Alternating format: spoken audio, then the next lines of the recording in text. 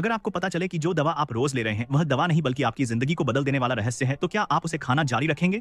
एक महिला को डॉक्टर द्वारा लिखी गई दवा में कुछ गड़बड़ होने का आभास हुआ। शक की निगाह से उसने कैप्सूल निकाले और गौर से देखा तो हैरानी की बात यह थी कि वे उसके नियोक्ता द्वारा दिए गए विटामिनों जैसे ही थे। उसने विटामिन की शीशियों की तुलना की और पाया कि रंग और आकार बिल्कुल एक जैसे थे। फिर उसने दोनों कैप्सूल खोले, अंदर का सफेद पाउडर मेज पर फैलाया और अपनी उंगली से दोनों कैप्सूल चखे। स्वाद भी लगभग एक जैसा। संदेह गहराते ही महिला तुरंत कैप्सूल अपने कार्यस्थल पर ले गई और प्रयोगशाला उपकरणों का उपयोग करके गुप्त रूप से उनके अवयवों का परीक्षण किया। परिणाम ने बारी को क्रामी माहौल का बोर्ड करना वो कोरा किया। क्या उसे हिला दिया। न केवल अवयव एक जैसे थे बल्कि दोनों में लीक्यूई नामक एक मनोविकारकारी दवा थी। सवाल यह था कि उसे यह दवा क्यों दी गई? क्या उसके सहकर्मी भी इसी स्थिति में थे? जवाब पाने के लिए वह चुपके से बॉस के ऑफिस में घुस गई और मेडिकल रिकॉर्ड्स की जांच की।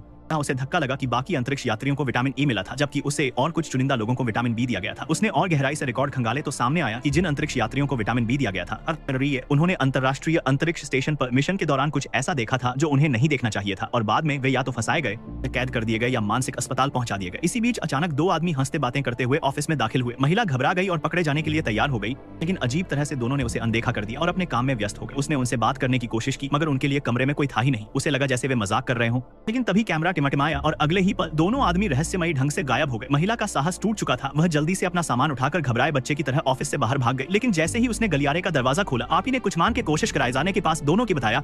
हवा में वही सफेद पाउडर की तेज गंध तैर रही थी और उसी गंध के बीच से एक धीमी सिहरन पैदा करने वाली फुसफुसाहट सुनाई दी। तुम्हें वो देखना नहीं चाहिए।